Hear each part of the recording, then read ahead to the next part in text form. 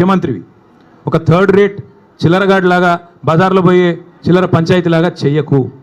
ఇంకో మాట అంటాడు, నేనేదో లోకేష్ని కలిసినట్టు అర్ధరాత్రి పోయి మేమేం చేసినా బాజాప్తా చేస్తాం, బేజాప్తా చేయాల్సిన కర్మ మాకు లేదు. అయినా నాకు తెలియక అడుగుతా, లోకేష్ ఏమన్నా నీ లెక్క అంతర్రాష్ట్ర దొంగనా? లోకేష్ ఏమన్నా నీ లెక్క సంచులు మోసినోడా? లోకేష్ ఏమన్నా నీ లెక్క చదువు రానోడా? కలిస్తే తప్పేంది, ఒకవేళ కలవలేదు కలిస్తే తప్పేంది. అయినా నాకు తెలియక ఇంకో మాట అడుగుతా, పక్క రాష్ట్ర మంత్రి యువకుడు, నాతో డెఫినెట్గా సత్సంబంధాలు ఉన్నాయి, ఇద్దరం కూడా ఫ్రెండ్లీగా ఉంటాము, కలవలేదు కానీ కలిస్తే తప్పేంది నాకు తెలియక అడుగుతా. అయినా మీ పెద్ద బాసు చంద్రబాబు కొడుకే కదా, నేను ఏదో గూండానో దావుద్ ఇబ్రాహింనో చీకట్లో కలిసినట్టు డైలాగులేంద్రా హౌలా. నేను అడిగింది ఏంది, నేను చెప్పింది ఏంది?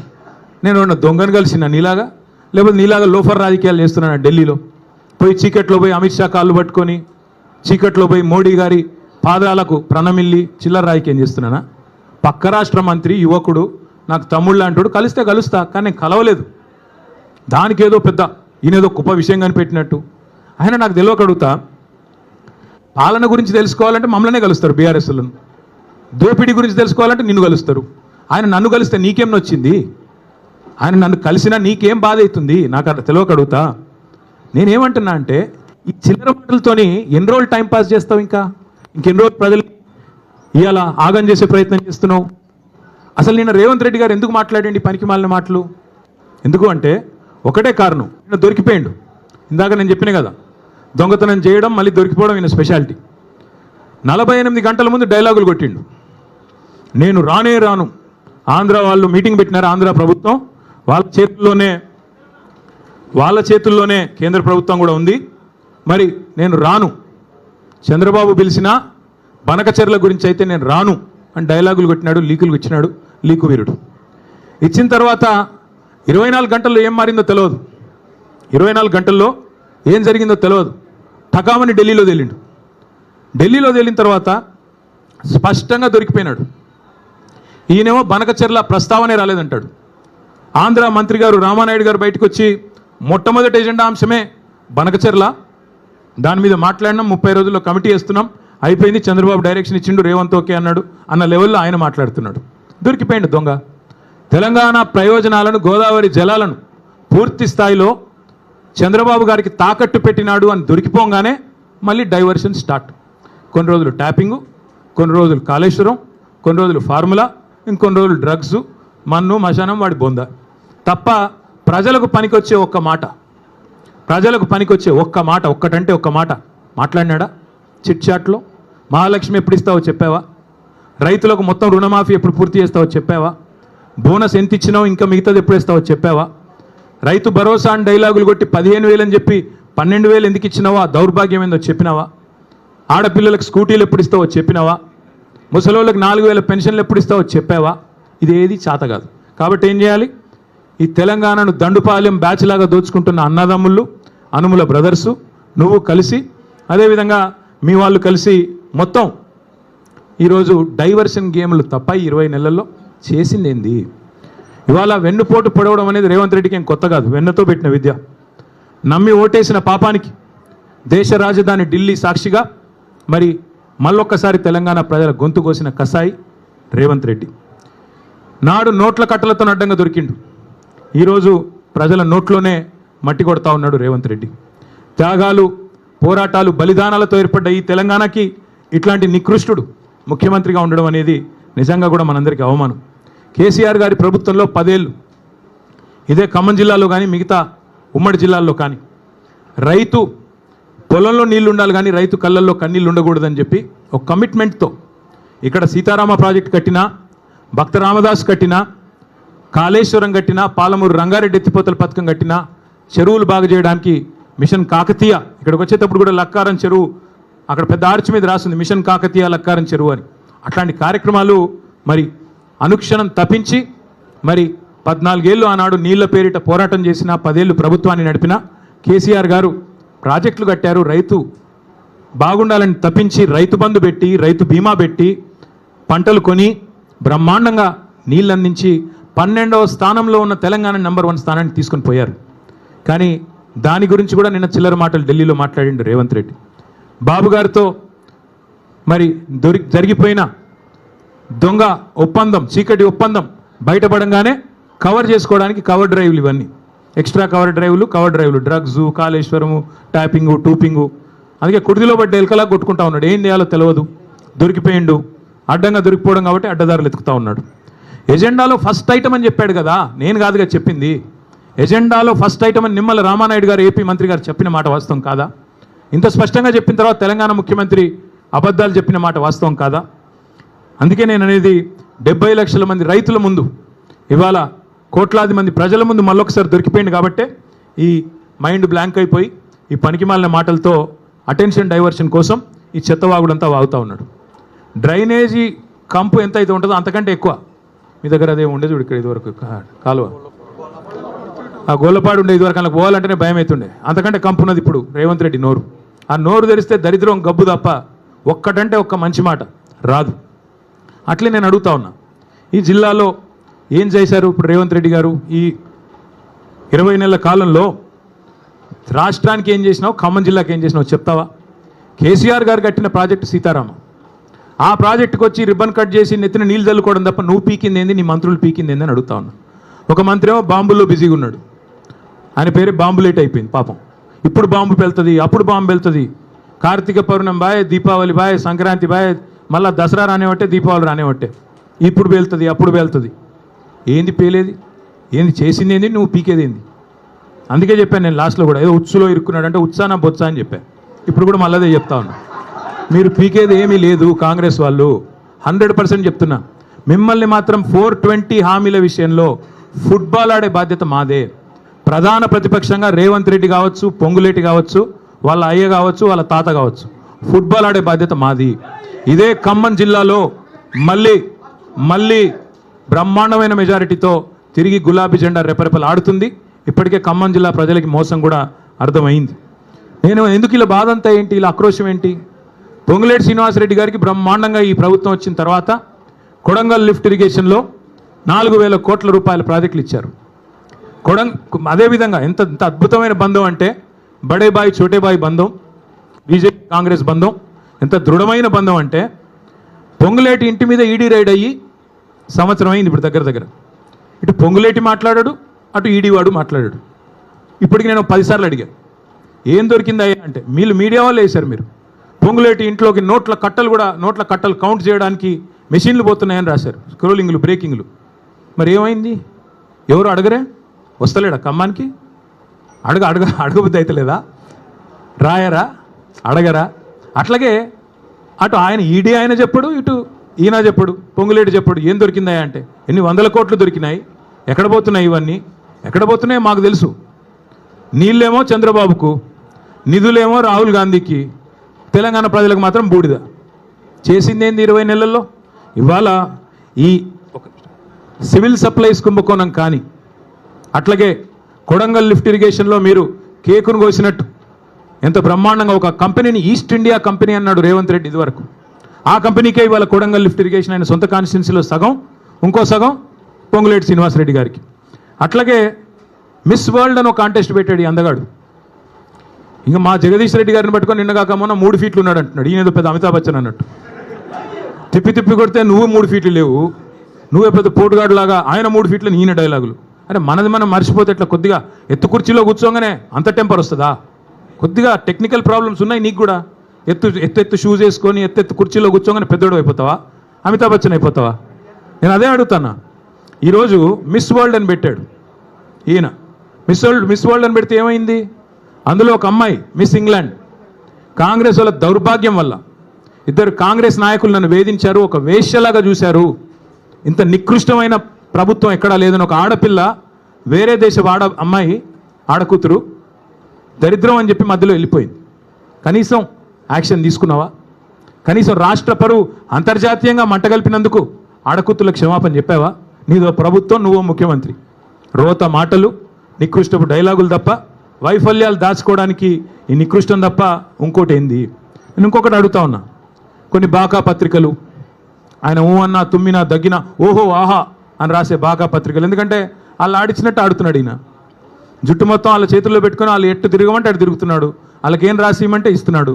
కాబట్టి వాళ్ళని అడ్డం పెట్టుకుని ఈయన నా మీద పెద్ద రాతలు రాసుకో. పక్కాగా చెప్తున్నా, శిశుపాలుడు కూడా 100 తప్పుల దాకా బతికాడు. నీకు కూడా టైం వచ్చింది. తప్పకుండా నీ నికృష్ట మాటలు, నీ దిక్కుమాలిన ఐడియాలజీతో మరి నువ్వు ఎన్ని డైలాగులు కొట్టినా కొంతమందిని కొంతకాలం మోసగించవచ్చు, కానీ అందరినీ ఎల్లకాలం మోసగిస్తాననుకుంటే కుదరదు. 10 ఏళ్లలో కేసీఆర్ గారు ఖమ్మానికి ఏం చేశారు అని ఒక సన్నాసి అంటాడు. ఏం చేశారా? 10 ఏళ్లలో కేసీఆర్ గారు చేసింది ఏమంటే, ఒకసారి గుర్తు తెచ్చుకోండి. 2014లో ఖమ్మం పట్టణం ఎట్లా ఉండే, 23లో ఎట్లా అయింది, ఖమ్మంలో ఎన్ని మెడికల్ కాలేజీలు ఉండే ప్రభుత్వ ఆధ్వర్యంలో 2014కు పూర్వం కాంగ్రెస్ పరిపాలన ఉన్నప్పుడు, తర్వాత ఎన్ని వచ్చినాయి, ఖమ్మంలో ఐటీ హబ్ ఉండేదా, ఖమ్మంలో రోడ్లు ఎట్లా ఉండేది, ఖమ్మంలో ఇక్కడుండే మీ చెరువులు ఎట్లా ఉండేది, మీ గోళ్ళపాడు కాలువ ఎట్లా ఉండేది, ఒక్కసారి గుర్తు తెచ్చుకోండి. కొత్తగూడెం జిల్లా చేయడమే కాదు, 2 మెడికల్ కాలేజీలు ఇవ్వడమే కాదు, సీతారామ ప్రాజెక్ట్ లాంటి అద్భుతమైన ప్రాజెక్టు, జిల్లాలోని ప్రతి ఇంచుని ప్రతి అంగుళాన్ని తడిపే ప్రాజెక్టే కాదు, ఇవాళ ఖమ్మానికి కేసీఆర్ గారు చేసినంతగా ఎవరైనా చేశారా ఒక్కసారి గుండె మీద చేసుకొని చెప్పమని నేను కోరుతా ఉన్నా. అట్లాగే నేను రేవంత్ రెడ్డిని అడుగుతా ఉన్నా, సూటిగా అడుగుతా ఉన్నా, దమ్ముంటే మగాడివైతే చెప్పు, నీ సీటుకు ఎవడెసరు పెడతాడో అని చెప్పి ఇవాళ డిప్యూటీ సీఎం బట్టి విక్రమార్క, అదేవిధంగా రెవెన్యూ మంత్రి పొంగులేటి, అట్లాగే ఉత్తమ్ కుమార్ రెడ్డి ఇరిగేషన్ మంత్రి, వీళ్ళ ఫోన్లు నువ్వు ట్యాప్ చేయట్లేదా? ఈరోజు చెప్తావా? నీ మనవాడి మీద ఒట్టేసి చెప్తావా బయటకు వచ్చి, నేను వీళ్ళ ఫోన్లు ట్యాప్ చేయట్లేదని? రాష్ట్రంలో వేలాది ఫోన్లు ట్యాప్ చేస్తున్నమాట వాస్తవం కాదా? చెప్తావా? లై డిటెక్టర్ ముందు కూర్చొని చెప్తావా? మగాడివైతే రా, బయటకు వచ్చి ఒట్టేసి చెప్పు దమ్ముంటే. చేసేది దౌర్భాగ్య పనులు, గలీజ్ పనులు, మీదికెళ్ళి పెద్ద పెద్ద మాటలు. ఒక గల్లీ రౌడీలాగా ఢిల్లీకి పోయి సిల్లీ మాటలు మాట్లాడిన ముఖ్యమంత్రికి నేను ఒకటే చెప్తా ఉన్నా, 50 సార్లు పోయావు ఢిల్లీకి దాదాపుగా, ఇంకోసారి అయిపోతే 50, హాఫ్ సెంచరీ, 50 పైసలు వచ్చినాయి నువ్వు 50 సార్లు పోతే.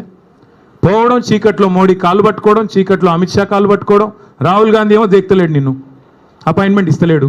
ఇక ఈయన నా గురించి మాట్లాడతాడు, నేను చర్చకు రారా అయ్యా, నీ సవాలు నేను స్వీకరిస్తున్నా అంటే పారిపోయినావు.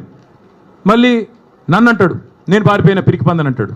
పారిపోయి ఢిల్లీలో దాక్కున్నది నువ్వు, నేను కాదు. సొంత ఛాలెంజ్ని కూడా స్వీకరించలేవు నువ్వు. నేను ఇంకొక మాట కూడా అంటా ఉన్నా, నీకు ఎప్పుడు నువ్వు ఎప్పుడు కావాలంటే అక్కడ చర్చకు మేము రెడీ. నీ బాధల్లో ఏంటంటే హామీలు అమలు చేయలేవు, నీ వల్ల కాదు, చర్చించే దమ్ము లేదు. ఒక్కరు ఎక్కడన్నా ఒక ఆడబిడ్డతో మాట్లాడు, నాతో కాదు పర్లేదు. 2500 రూపాయలు వస్తుందా? 4000 పెన్షన్ వస్తుందా? తులం బంగారం వస్తుందా? నువ్వే కదా డైలాగ్ కొడుతీవి. కేసీఆర్ ఉన్నప్పుడు కళ్యాణ లక్ష్మి పెళ్ళైన 2 నెలలకు వస్తుంది, నేను లగ్నపత్రిక పెట్టుకోగానే ఇస్తా అని చెప్తీవి కదా, ఎక్కడన్నా ఒక్కరికి వచ్చిందా? అందుకే ప్రజలకు కూడా నేను విజ్ఞప్తి చేస్తా ఉన్నా, ఈ పనికిమాలిన వితండవాదాలు పట్టించుకోబాకండి.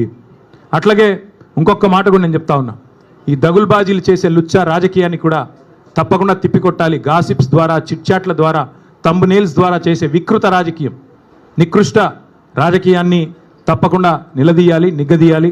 420 హామీలు ఏమైనాయని చెప్పి తప్పకుండా అవసరమైతే రానున్న రోజుల్లో గల్లాబట్టి అడిగే రోజులు కూడా వస్తాయి. 6 గ్యారంటీలు అమలు అవుతున్నాయి, పక్కా అవుతున్నాయి, 100% అవుతున్నాయి. ఏంటి 6 గ్యారంటీలు?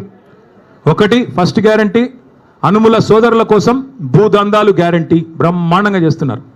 4th city AI city Hyderabad చుట్టూ 1000 ఎకరాల్లో RRR పేరిట తొందరలో బయట పెడతాం, సర్వే నెంబర్లతో సహా బయట పెడతాం, మీరు చూడండి.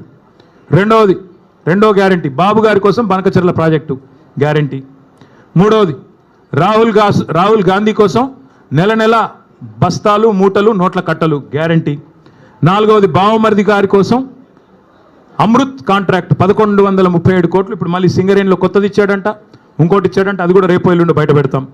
5వది గ్యారంటీ ప్రశ్నిస్తే అక్రమ కేసులు, అరెస్టులు, ప్రతిపక్షాల గొంతు నొక్కడాలు, నిర్బంధాలు, అణచివేతలు. 6వ గ్యారంటీ నెలకొకసారి ఢిల్లీ గ్యారంటీ, నెలకొకసారి కాకపోతే 4 సార్లు ఢిల్లీ గ్యారంటీ, అక్కడ పోయి చీకట్లో మోడీ కాళ్ళు పట్టుకోవడం గ్యారంటీ. ఇది తప్ప నువ్వు ఈ 6 గ్యారంటీలు తప్ప నువ్వు అసలు చెప్పిన 6 గ్యారంటీలు ఎక్కడ పోయినాయని నేను అడుగుతా ఉన్నా. ఇంకొక మాట కూడా నేను అడుగుతా ఉన్నా, నీవు ఫామ్ హౌస్ అంటాడు రేవంత్ రెడ్డి గారు. ఫామ్ హౌస్ కాదు, కేసీఆర్ కాదు, నువ్వు ఏ ఫార్మర్ హౌస్కి పోయినా నీ బతికేందో చెప్తారు. ఇవాళ రాష్ట్రంలో ఏ ఫార్మర్ హౌస్కి పోతావో పో, కొండారెడ్డిపల్లిలోనా, కొడంగల్లోనా, ఖమ్మంలోనా, యాడికి వస్తావో రా, ఫార్మర్సే చెప్తారు నీ బతికేందో, నీ లెక్కేందో. అట్లాగే ఇంకొక మాట కూడా నేను చెప్తా ఉన్నా, ఇవాళ 100% చెప్తా ఉన్నా నేను, నువ్వు ఏ సవాలు ఎప్పుడు ఎక్కడ వేసినా స్వీకరించేదానికి నేను సిద్ధంగా ఉన్నా.